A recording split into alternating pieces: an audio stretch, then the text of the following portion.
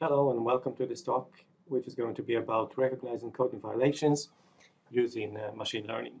The work has been done together with my colleagues, Miroslav from Poznan University of Technology, Regina from University of Gothenburg, Wilhelm from Ericsson, Gerd from Grundfos, and myself. Let me show you an example why we did this project. Here we see an example code from an open source project where we see Java class. If we look at, if we apply some coding conventions, we would see that there is a number of problems with that. For instance, we have a challenge of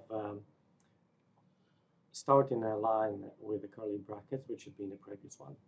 We have challenges with tabs that file contains tabs, characters instead of spaces. We have trailing spaces, which we don't see, or even parameters, lines that are longer than 80 characters, a number of violations.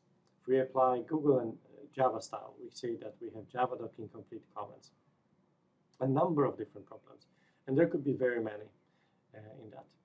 And they come from different tools, as we see in different colors, and we could even have our own coding styles. So the question is, how do we create a uniform way of checking coding violations? And also, how do we make it as simple as possible so that users of this tool do not have to think about different tools and different programming language used to code the conventions, and that the maintenance of those checks will be easy. Our approach works like this. We take a specific code and then we use machine learning by describing this code in a set of specific features. For example, those which correspond to each of those correspond to line. For example, here we say that this line contains a semicolon and it's not a comment. Then we say that this line can violate a specific coding convention, or like this one, that doesn't violate anything. Using this approach combines feature extraction, which is those kind of features like what a line contains, and machine learning algorithm decision trees, whether this specific line violates a coding guideline or not. Our approach, even though it's simple, it's quite powerful. In this example, we can see how we took a coding guideline from a company up here, which says that only one variable declaration per line is allowed. And we created a training set.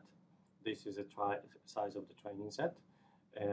On the x-axis, we have number of example lines of code, and how many true positives we have, it's on the y-axis.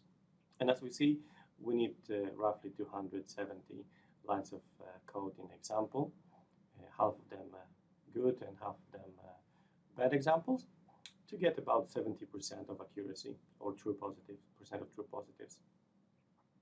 And it took us only 5 trials. We were able to analyze a code base of about 7 million lines of code, only one guideline. But of course, one could say that it's a very simple guideline, so maybe a more difficult guideline would be a bit more challenging for this approach. So, to take a look at a number of different challenging items, we have evaluated 7 different coding guidelines from the same company. They were of different complexity. One of them was this very simple one, that the line should not be longer than 120 characters. That's of course very simple, so it's very easy to train an algorithm, and it took about 300 lines of code to do it. Now we have also a bit more challenging that are really tricky. For example, this one, which says that all compound statements should be included in brackets. We have used about 700 lines of code in the training set, and we have looked at how well this system recognizes violations. Now we could see that this is not really a great result, and the reason for this is twofold. One is that, of course, this is a very difficult rule to recognize, but also that when we discussed this with company representatives, they themselves were not really 100% sure whether a specific line really violates this rule or not.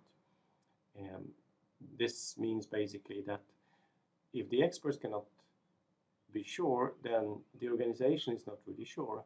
And if the organization is not really sure, then there will be a lot of different interpretations, and those different interpretations will result in different ways of understanding that. And that different understanding will basically mean that we cannot really have a consistent training set for this algorithm.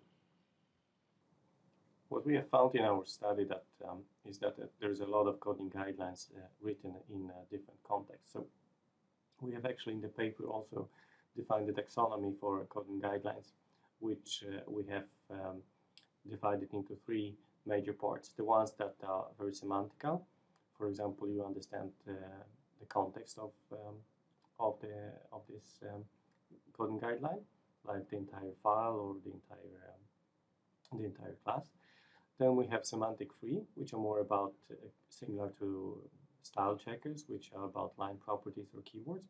And then there are rules that cannot really be checked automatically because they require insight in the process. For example, that when programming, one should consult the coding guideline. And with that, I would like to thank you for listening, and I hope that you've learned something from this talk and that you will take a look at the paper. Thank you very much.